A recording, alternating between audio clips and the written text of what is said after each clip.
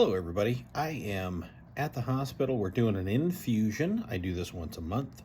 It's IVIG therapy.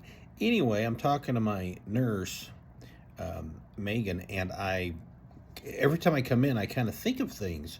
And I was thinking about when I was, excuse me, and telling her the story when I was at Chicago for CAR T cell transplant, and they were new at that time. Matter of fact, they were the only hospital still doing them. I think they told me at that time there were three in the country. Two were shut down because it just wasn't going well anywhere. But we got into the trial. I had no other options, so we did it. Anyway, so I was telling her about, after the transplants, one of the things that was happening, I remember this older lady that used to come in to do physical therapy because my motor skills and everything were kind of gone. I was in the ICU for a week, and I honestly couldn't think very well, and I had my motor skills. Walking was very difficult. I remember I had to write because they had to keep an eye on my mental capacity and where it was. I had to write on a piece of paper every day, I like to eat apples.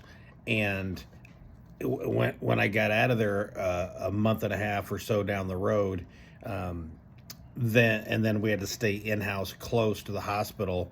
It was just scribbles, and then you could see it slowly getting to where you could read, I like to eat apples.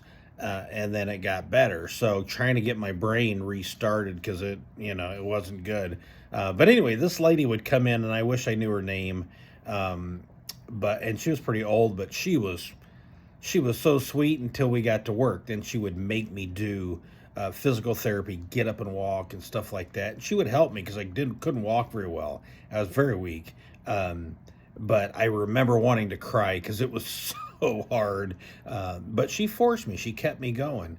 And that's kind of what I wanted to talk about is that remember when things seem hard and they seem bleak and you just don't want to move forward, there's usually someone there trying to kick your butt to keep you moving. It's only going to help you. So just, bear down, do the best you can and keep moving. And I thank God for that lady.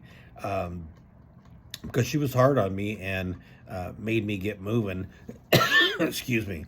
And I am so much better for it. Getting out of that hospital, they wouldn't let me out if I couldn't have walked and got motor skills back, as well as getting the body better and not having reactions. So besides my wife, she was pretty instrumental to get me out of that hospital and getting me to where I am today.